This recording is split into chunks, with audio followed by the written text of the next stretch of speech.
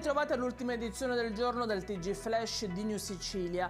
In apertura ancora un incidente stradale, questa volta a Erice nel Trapanese. Il sinistro, a quanto pare di natura autonoma, si è verificato in via Alessandro Manzoni. Qui il conducente di una Jeep Compass sarebbe finito contro due auto in sosta per poi ribaltarsi.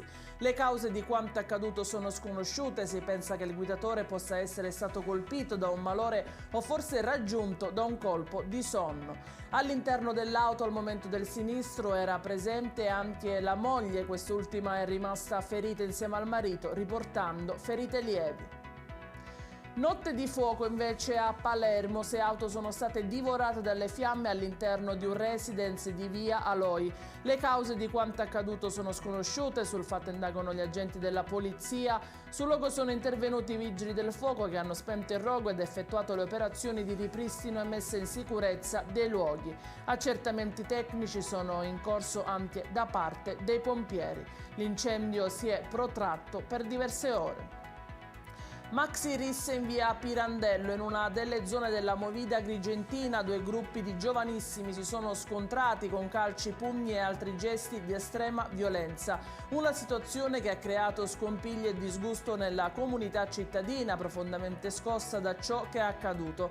I ragazzi coinvolti hanno fatto sorgere dei significativi dubbi sulla sicurezza nel centro della città. È impressionante notare anche come alcuni giovani si siano accaniti contro chi era ormai a terra e non rappresentava più una minaccia concreta.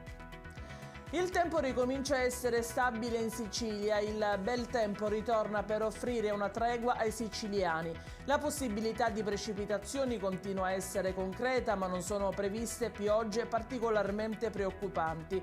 Nella giornata di domani, domenica 12 febbraio, il cielo sarà prevalentemente nuvoloso nella Sicilia nord-occidentale e leggermente più sereno nel resto della regione. La Protezione Civile regionale non ha diramato alcuna allerta meteo. Le temperature minime saranno in leggero rialzo.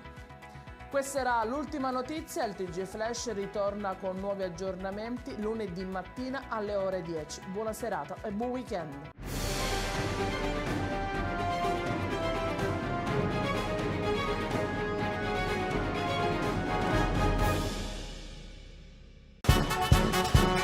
Benvenuti al Carnevale di Acireale. Dal 4 al 21 febbraio, coriandoli, luci, colori e tanto divertimento. Carri allegorici, gruppi, costumi, eventi, maschere e mascheroni.